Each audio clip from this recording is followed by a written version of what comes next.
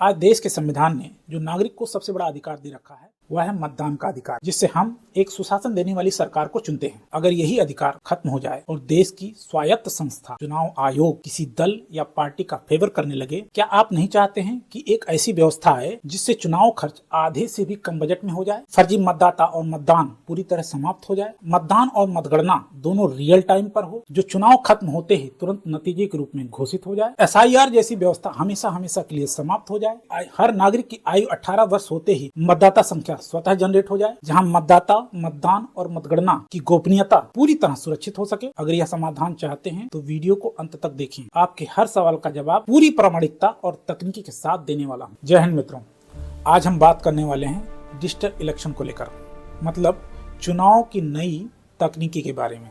इसे बताने से पहले हम बात कर लेते हैं वर्तमान चुनाव प्रक्रिया की उन 3 बड़ी समस्याओं के बारे में जिनकी वजह से चुनाव प्रक्रिया पर बार बार सवाल खड़े होते हैं, जिसे आप भी जानते हैं, फर्जी मतदाता, फर्जी मतदान और मतगणना की पारदर्शिता को लेकर। साथ ही हम यहाँ बताने वाले हैं कैसे ये हमारी नई तकनीकी इन तीनों समस्याओं को हमेशा हमेशा के लिए खत्म करेगी। तो वीडियो में अंत तक बने रहिए, तभी आपको यह समाधान साफ साफ समझ में आएगा। इस नए डिजिटल इलेक्शन को समझने से पहले आज की चुनाव प्रणाली में भ्रष्टाचार और उसकी कमियों को समझ लेते हैं और समझते हैं कि कौन है फर्जी मतदाता, जिसको लेकर आज मतदाता सुधार प्रक्रिया चलाई जा रही है। जी हाँ, देश में SIR हो रहा है, जिसका मतलब है स्पेशल इंटेंसिव रिवीजन, SIR, विशेष गहन पुनरीक्षण। इस पुनरीक्षण का उद्देश्य है नए योग्य मतदाताओं को जोड़ना, मृत मतदाताओं के नाम को हटाना, डुप्लीकेट मतदाताओं के नाम को सूची से हटाना, प्रवासियों और अन्य कारणों से सूची में बदलाव करना।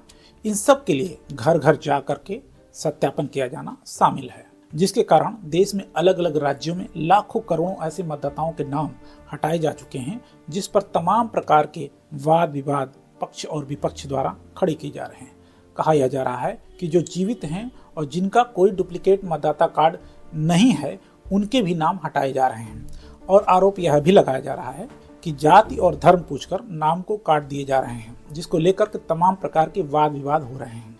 इस पर सत्ताधारी पक्ष BJP का कहना है कि यह वे नाम काटे गए हैं जो घुसपैठियों के रूप में मतदाता कार्ड बनवा चुके थे, जो वाद विवाद का विषय बना हुआ है। अब आपके मन में एक सवाल उठ रहा होगा कि घुसपैठ की पहचान करने का काम किसका है, चुनाव आयोग का है या सरकार का है?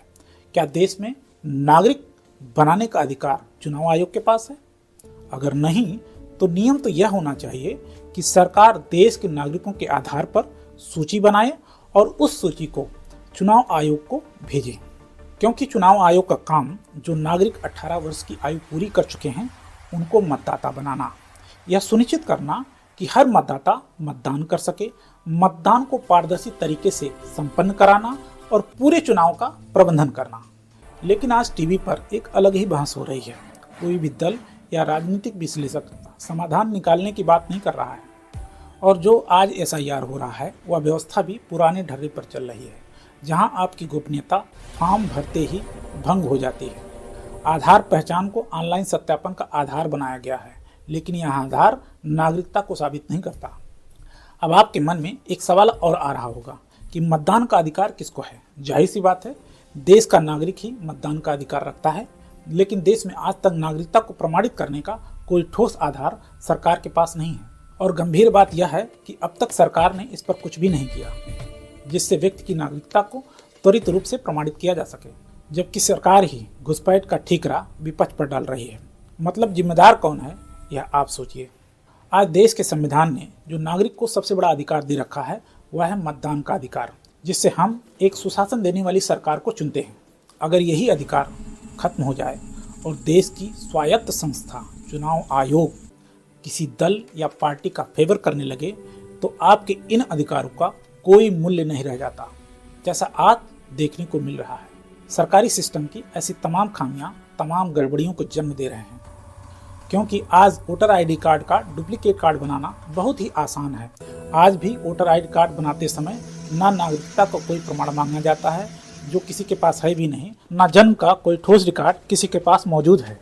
बस स्थानीय कर्मचारी 1-2 कागज देकर कार्ड बना देता है, जो ऑनलाइन होते हुए भी हर नागरिक के लिए यूनिक भी नहीं है। इससे दो बड़े खतरे खड़े हो जाते हैं। पहला, फर्जी मतदाता, दूसरे एक व्यक्ति के कई वोटर आईडी कार्ड, जो यह चुनावी धोखाधड़ी का सबसे बड़ा कारण बन जाता है।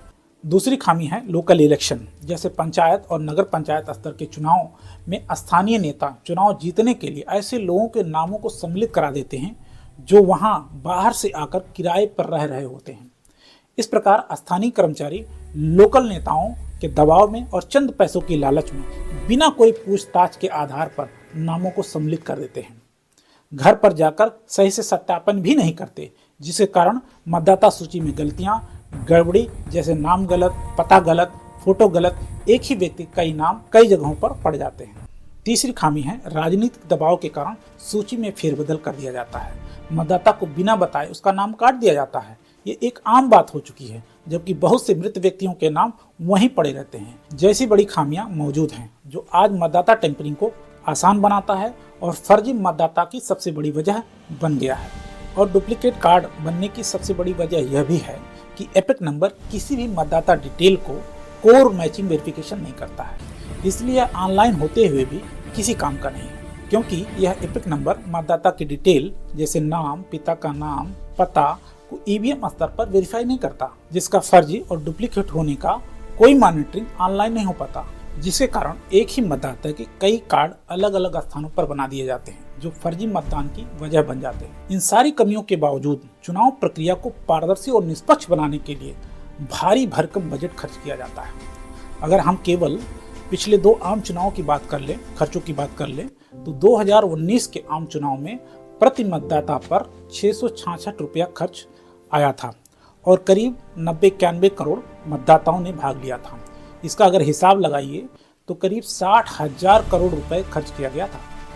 और इसी तरह 2024 के आम चुनाव की अगर हम बात कर लें तो प्रति मतदाता पर करीब 1100 रुपए खर्च किया गया था और करीब 96 करोड़ मतदाताओं ने इसमें भाग लिया था। इसका अगर हिसाब लगाएंगे तो करीब 1,05,000 करोड़ रुपए के आसपास खर्च किया गया था। मतलब हर 5 साल में चुनाव का खर्च दुगने के आसपास चला जा रहा है। यह बजट इतना ज़्यादा है कि इससे दिल्ली जैसा एक नया शहर विकसित किया जा सकता है, और यही बजट महंगाई के रूप में आपकी जेब और सेविंग को खाली करता जा रहा है। मुझे आशा है कि मतदाता की खामियां आपको समझ में आ गई होंगी। अब समझ लेते हैं कि मतगणना की पारदर्शिता पर सवाल क्यों खड़े होते हैं और ईवीएम में ऐसी क्या खामियां हैं जिसके कारण यह हमेशा विवाद का विषय बन जाता है। जैसा कि मैंने बताया कि ईवीएम में जो सबसे बड़ी खामी है कि ईवीएम किसी भी मतदाता की मैचिंग वेरिफिकेशन नहीं करता कि वह मतदाता असली है या फर्जी, और मतदाता पहचान सत्यापन का कोई ऑनलाइन तरीका भी नहीं है जिससे किसी भी मतदाता की त्वरित पुष्टि किया जा सके। आज भी यह एक मैनुअल प्रक्रिया है। पीठासीन अधिकारी सूची मिलान करता है और आपकी पुष्टि कर देता है, जो एक लंबी प्रक्रिया है, जिसके कारण एक ही व्यक्ति के कई जगह नाम होने पर भी वोट दे देता है, जिसकी पूरी संभावना है। अब सोचिए, अगर यही मतदान सामूहिक रूप से संगठित होकर नियोजितबद्ध तरीके से करा दिया जाए तो हम इसे मशीनी युग का बूथ कैप्चरिंग कह सकते हैं। और यह इसलिए हो पा रहा है कि वर्तमान ईवीएम सिस्टम बेस्ड प्रोग्राम पर आधारित है।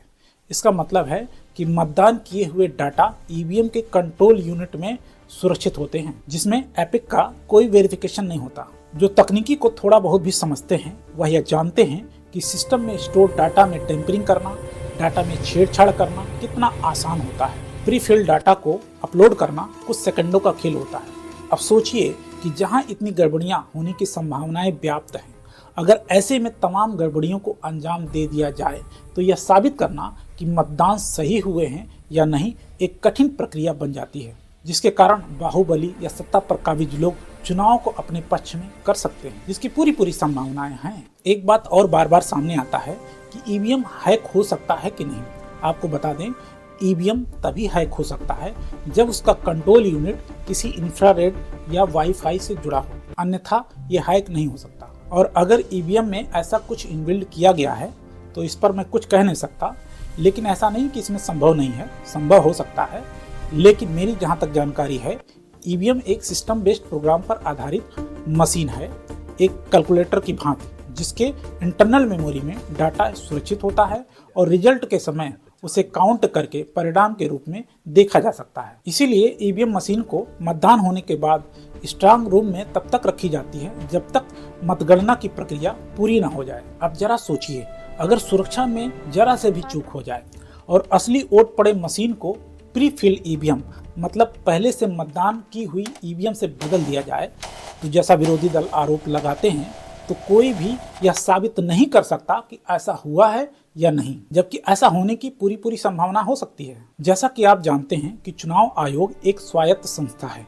किसी भी प्रकार की गड़बड़ी होने पर अगर वह इनकार कर दे तो कोई कुछ भी नहीं कर सकता, जो कहीं न कहीं पूरे चुनाव को शक के घेरे में डाल देती है। मैंने इन खामियों को इसलिए आपके सामने रखा जिससे आप सच्चाई को समझ सकें, क्योंकि मैं जिस डिजिटल चुनाव प्रणाली की नई तकनीकी को बताने वाला हूं, उसे समझने के लिए यह सब बातें समझना बहुत ही जरूरी है। क्या आप नहीं चाहते हैं कि एक ऐसी व्यवस्था आए जिससे चुनाव खर्च आधे से भी कम बजट में हो जाए, फर्जी मतदाता और मतदान पूरी तरह समाप्त हो जाए, मतदान और मतगणना दोनों रियल टाइम पर हो, जो चुनाव खत्म होते ही तुरंत नतीजे के रूप में घोषित हो जाए, एसआईआर जैसी व्यवस्था हमेशा के लिए समाप्त हो जाए, हर नागरिक की आयु 18 वर्ष होते ही मतदाता संख्या स्वतः जनरेट हो जाए, जहां मतदाता, मतदान और मतगणना की गोपनीयता पूरी तरह सुरक्षित हो सके।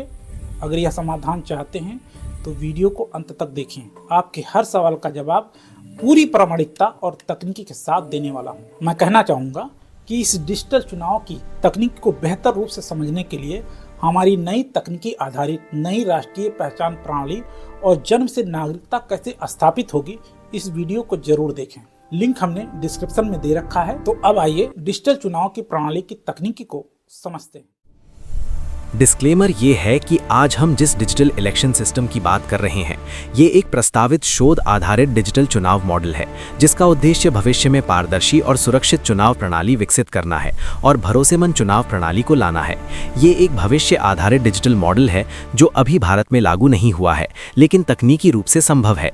वीडियो में दिखाए गए सभी दृश्य तकनीकी भविष्य की परिकल्पना के आधार पर AI द्वारा बनाया गया है, जिससे आपको ये तकनीकी सरल रूप से समझाया जा सके।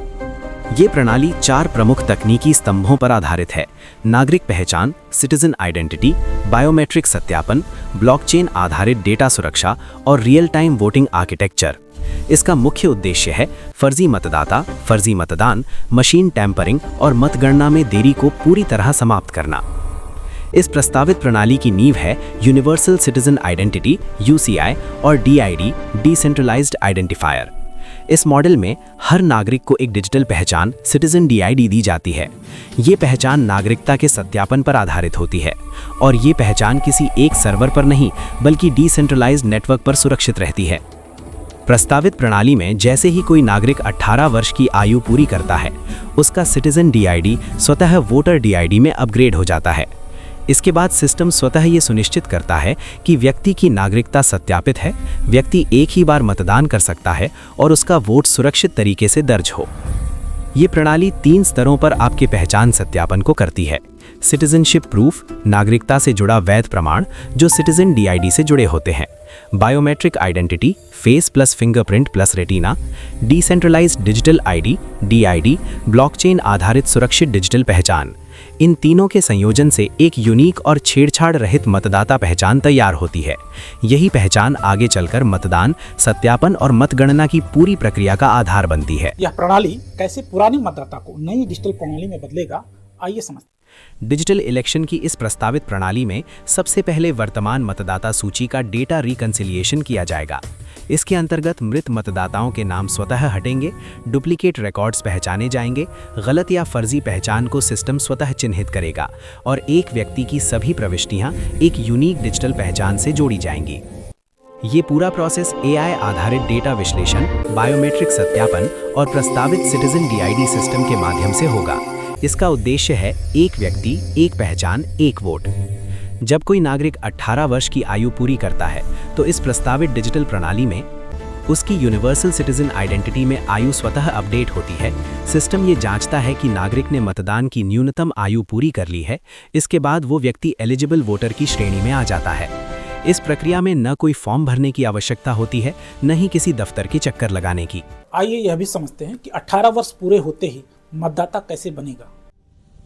जब नागरिक की उम्र 18 वर्ष पूरी होती है तब उसकी नागरिकता की पुष्टि बायोमेट्रिक पहचान जैसे फेस या फिंगरप्रिंट और उसकी डिसेंट्रलाइज्ड डिजिटल आईडी (DID) इन तीनों का मिलान सिस्टम द्वारा किया जाता है। जैसे ही ये सत्यापन पूरा होता है, नागरिक की वोटर आईडी स्वतः सक्रिय हो जाती है। उसे अलग से आवेदन करने की आवश्यकता नहीं होती। इस तरह सिटीजन से वेरीफाइड वोटर एक स्वचालित और पारदर्शी प्रक्रिया बन जाती है। ये पूरी तरह सुरक्षित इसलिए है क्योंकि इसमें मानव हस्तक्षेप न्यूनतम होता है, फर्जी नाम जोड़ने की गुंजाइश नहीं रहती, एक व्यक्ति एक पहचान एक वोट सुनिश्चित होता है। पूरा सिस्टम लॉग और ऑडिट ट्रेल पर आधारित होता है। मतदान करते समय यह मतदाता का वेरिफिकेशन कैसे करता है, आइए समझते हैं। ये वेरिफिकेशन 2 हिस्सों में बटा है। भाग 1 pre poll verification auto validation प्रक्रिया। मतदान से पहले नागरिक को कहीं भी जाने की आवश्यकता नहीं होती। इस प्रणाली में स्वचालित सत्यापन ऑटो वेरिफिकेशन होता है। सिस्टम स्वतः निम्न जानकारियों को सत्यापित करता है, जैसे नागरिक की लोकेशन, स्थायी पता, निर्वाचन क्षेत्र, पारिवारिक विवरण, नागरिकता की स्थिति। ये सत्यापन यूनिवर्सल सिटीजन आइडेंटिटी के आधार पर किया जाता है। इसी कारण से फर्जी नाम हट जाते हैं, मृत व्यक्तियों के नाम स्वतः हटते हैं, गलत या दोहराए गए रिकॉर्ड समाप्त हो जाते हैं। इस प्रकार मतदाता सूची पूरी तरह स्वच्छ और प्रामाणिक बनती है। भाग 2 मतदान दिवस पर सत्यापन वोटिंग डे वेरिफिकेशन। मतदान के दिन नागरिक को केवल अपनी पहचान सत्यापित करनी होती है। पहचान के माध्यम चेहरा, face recognition, fingerprint, retina scan या QR आधारित स्मार्ट कार्ड। इसके लिए एक विशेष वोटर वेरिफिकेशन मशीन VVM का उपयोग किया जाता है। ये मशीन भी दिखने में कुछ ऐसा हो सकता है। ये भी अभी एक प्रस्तावित मशीन है, भौतिक रूप से तैयार नहीं हुआ है। ये मशीन मतदान केंद्र पर पीठासीन अधिकारी के समक्ष स्थापित होती है, जहां मतदाता स्वयं आकर अपनी पहचान सत्यापित करता है। सत्यापन के 3 स्तर 3 लेवल वेरिफिकेशन। लेवल 1 बायोमेट्रिक मिलान, चेहरे का live Milan, fingerprint scan, retina scan. Level 2 DID आधारित प्रमाणीकरण। VVM ब्लॉकचेन से निम्न जानकारी सत्यापित करती है और ये जांचती है कि क्या व्यक्ति वास्तविक नागरिक है, क्या वो जीवित है, क्या वो डुप्लीकेट नहीं है, क्या वो इसी निर्वाचन क्षेत्र का मतदाता है, क्या उसने पहले से मतदान नहीं किया है। लेवल 3 मतदाता पात्रता जांच। सिस्टम ये सुनिश्चित करता है कि मतदाता की आयु 18 वर्ष या उससे अधिक है, वो किस विधानसभा एवं लोकसभा क्षेत्र में पंजीकृत है। मतदान प्रक्रिया। सभी सत्यापन पूर्ण होने के बाद मतदाता के सामने लाइव वोटिंग मशीन के स्क्रीन पैनल पर उसी निर्वाचन क्षेत्र के उम्मीदवारों की सूची दिखाई देती है, जैसा कि उसे पारंपरिक EVM पर दिखाई देता था। मतदाता ठीक उसी प्रकार उम्मीदवार के सामने वाला डिजिटल बटन दबाकर मतदान करेगा। ये मशीन भी दिखने में कुछ ऐसा हो सकता है। ये भी अभी एक प्रस्तावित मशीन है, भौतिक रूप से तैयार नहीं हुआ है। लेकिन यहाँ अंतर ये है कि एक बार मतदान देने के बाद आपका वोट लॉक हो जाता है। वोट सीधे ब्लॉकचेन नेटवर्क में दर्ज होता है। कोई डेटा किसी मशीन में स्टोर नहीं होता। कोई वोट बदला, हटाया या जोड़ा नहीं जा सकता। इसके रियल टाइम रिजल्ट इंजन में मतदान के साथ साथ मतगणना अपने आप चलती रहती है, क्योंकि हर वैध वोट ब्लॉकचेन में ब्लॉक बनाते ही काउंट हो जाता है। इसमें वोट बदल नहीं सकता, डिलीट नहीं हो सकता, ट्रांसफर नहीं हो सकता, हैक नहीं किया जा सकता। वोटिंग खत्म, ब्लॉकचेन रुक जाता है। उसी पल अंतिम परिणाम तैयार हो जाता है। इसमें ना स्ट्रॉन्ग रूम की जरूरत, न सीलिंग की, न सुरक्षा में रखने, न गिनती कराने की आवश्यकता। यही पारदर्शिता का सबसे बड़ा मॉडल है। चुनाव आयोग को केवल ये जानकारी मिलती है कि किस बूथ पर कितने वोट पड़े, किसने किसे वोट दिया, ये कोई नहीं देख सकता। जिसकी बूथ वाइज गणना को चुनाव आयोग एप्लीकेशन के माध्यम से अपने सिस्टम में देख सकता है। केवल मतदाता को ये अधिकार होता है कि वो चाहे तो स्वयं अपने वोट की पुष्टि करे, क्योंकि ये अधिकार केवल मतदाता का है। इस प्रस्तावित डिजिटल चुनाव प्रणाली के अंतर्गत ये भी संभव है कि कुछ विशेष श्रेणियों के नागरिकों को सीमित परिस्थितियों में मोबाइल आधारित मतदान की सुविधा देना संभव हो सकेगा।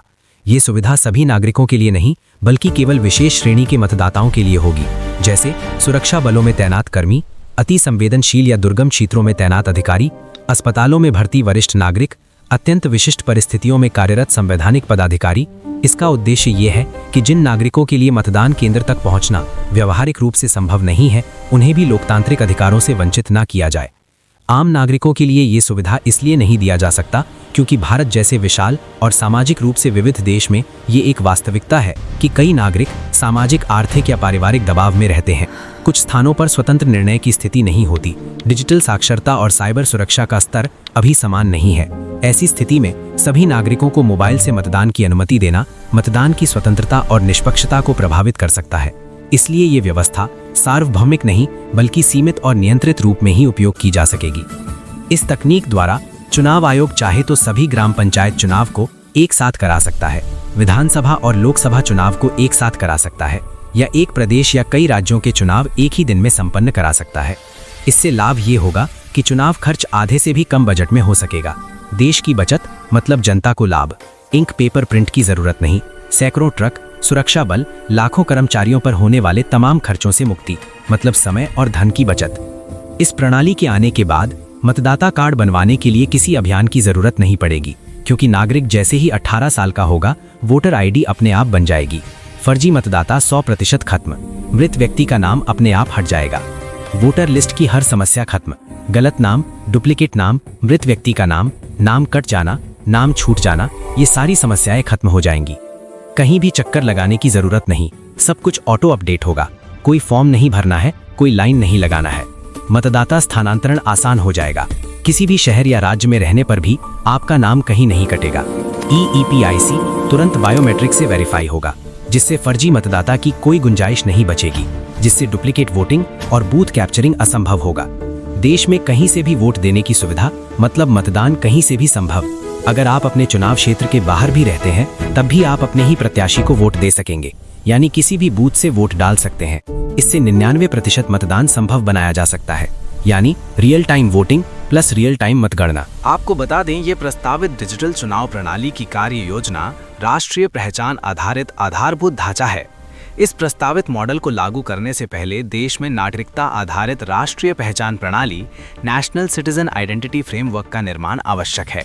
यदि सरकार आज इस दिशा में कार्य प्रारंभ करती है तो अनुमानतः 2 वर्षों का समय लग सकता है, जिसका दूसरा तात्कालिक विकल्प ये हो सकता है, जब तक पूर्ण डिजिटल नागरिक पहचान प्रणाली पूरी तरह लागू नहीं हो जाती तब तक मौजूदा चुनावी ढांचे को तकनीकी रूप से उन्नत बनाया जा सकता है। वर्तमान में चुनाव आयोग द्वारा स्पेशल इंटेंसिव रिवीजन के माध्यम से मतदाता सूची का सत्यापन किया जा रहा है। इसी प्रक्रिया को डिजिटल रूप देकर एक प्रभावी समाधान विकसित किया जा सकता है।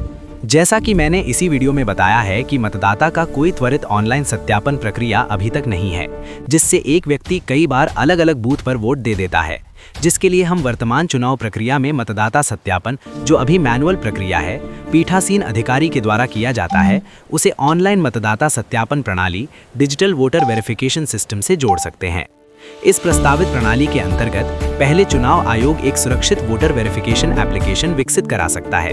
इस एप्लीकेशन के द्वारा बायोमेट्रिक व वीडियो KYC के माध्यम से पहचान प्रमाणित कर एक सुरक्षित मतदाता सूची को तैयार कर सकता है और इसी आधार पर वह नए मतदाता को डिजिटल रूप से पंजीकृत कर सकता है और मौजूदा मतदाता को ऑनलाइन सत्यापित कर सकता है।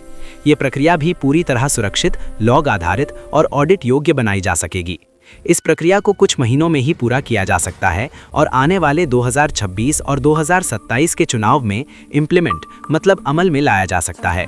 ये प्रक्रिया पूरी होने के बाद मतदान केंद्र पर मतदाता वेरिफिकेशन व्यवस्था की जा सकेगी, जिसके लिए प्रत्येक मतदान केंद्र पर एक वोटर वेरिफिकेशन मशीन को स्थापित कर सकते हैं। ये मशीन 2 तरह की पुष्टि का आधार बनेगा। पहला कि किस बूथ नंबर पर किस EVM नंबर की मशीन लगाई गई है, दूसरा उस बूथ पर कितने मतदाता हैं और कितने मतदाता वेरीफाई हुए जिन्होंने अपना मतदान किया, जिसका प्रस्तावित मॉडल दिखने में कुछ ऐसा हो सकता है। इस वोटर वेरिफिकेशन मशीन द्वारा मतदाता अपना फिंगरप्रिंट, फेस या आइरिस सत्यापित करेगा। सिस्टम स्वतः ये जांच करेगा कि मतदाता वास्तविक है, पहले से मतदान कर चुका है या नहीं, क्या वह उसी निर्वाचन क्षेत्र से संबंधित है या नहीं की त्वरित पुष्टि करेगा। इस प्रक्रिया में जब मतदाता का सत्यापन सफल हो जाता है तो पीठासीन अधिकारी EVM के कंट्रोल यूनिट को मतदान के लिए कमांड देगा, जैसे वह पहले वोटिंग के दौरान देता था। इस तरह जो वोट EVM में दर्ज होंगे उनके डेटा एप्लीकेशन में सुरक्षित होते रहेंगे, जिससे EVM पर डाले वोट और वेरीफाई मतदाता का मिलान त्वरित किया जा सकेगा। इस प्रक्रिया से ये सुनिश्चित हो सकेगा कि कोई भी व्यक्ति एक से अधिक बार मतदान तो नहीं किया है, जो त्वरित रूप से सत्यापित किया जा सकता है। इस प्रकार फर्जी या डुप्लीकेट वोट असंभव हो जाएगा। मतदान के आंकड़े पूर्णतः सत्यापित और ट्रेसेबल रहेंगे। दोस्तों, चुनाव पारदर्शिता का इससे बेहतर मॉडल और कोई नहीं हो सकता। इसलिए मैं देश की जनता से, खासकर युवाओं से अपील करना चाहता हूं कि अगर आप अपने लोकतंत्र को सुरक्षित रखना चाहते हैं तो सबसे पहले अपने मतदान के अधिकार को सुरक्षित कीजिए, वरना आने वाले समय में देश को आप नहीं, कुछ पूंजीपति और अपना हित चाहने वाले लोग चला रहे हैं, जिसके संकेत दिख भी रहे हैं। इसलिए उठिए, सवाल पूछिए और हमारी बताई गई आधुनिक चुनाव प्रणाली पर गंभीरता से विचार कीजिए।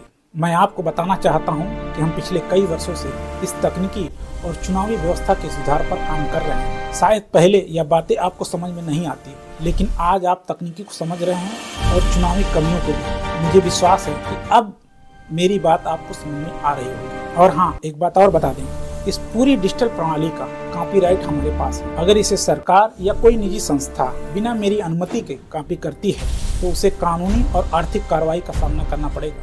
हमने यह पूरी प्रणाली देश को सौंपने के लिए ही तैयार की है। यह आपके अधिकारों को सुरक्षित करने के लिए है, आपकी सुविधा और एक पारदर्शी लोकतंत्र बनाने के लिए। इसलिए हम आज हर युवा से अनुरोध करते हैं कि हमारा साथ दें, हमारे इस मिशन से जुड़ें और देश को बदलने के लिए इस मुहिम का हिस्सा बनें। अगर अभी भी आपके मन में कोई सवाल है तो हमें कमेंट करके पूछ सकते हैं। हम आपको पूरी प्रामाणिकता के साथ जवाब देंगे। और इतना ही नहीं, हमने देश की सेवा, सुरक्षा, व्यवस्था तंत्र के संचालन की पूरी पारदर्शी प्रणाली को तैयार किया है, जो देश के हर नागरिक को सरकारी मकड़जाल से मुक्त करेगा और आपका समय और धन दोनों को बचाएगा और आपके विकास के गति को बढ़ाएगा। इसलिए मैं कहता हूँ कि कौन कहता है कि सिस्टम बदला नहीं जा सकता। मैं कहता हूँ कि ऐसा कोई सिस्टम ही नहीं जो बदला ना जा सके। हम अपने हर समाधान को वीडियो के माध्यम से पूरी पारदर्शिता के साथ आपके सामने पेश करेंगे। इसलिए चैनल को सब्सक्राइब कर लीजिए, वीडियो को लाइक कीजिए और शेयर जरूर कीजिएगा। मिलते हैं अगले वीडियो में। धन्यवाद। जय भारत।